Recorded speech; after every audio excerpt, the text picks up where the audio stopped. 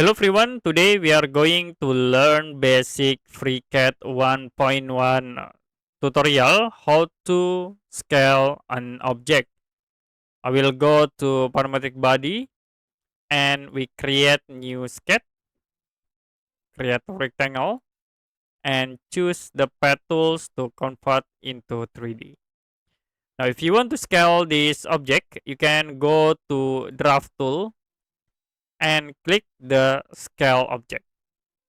So for the object, you can click here body, and then I will click at this face. Now you can set for the uniform scaling, and you can set scale in it like into 3 times. Click OK to apply. So you can select again the scale tools, select the body if you want to scale, and then for the point, I will click in the top. Now you can scale, use the uniform scalings.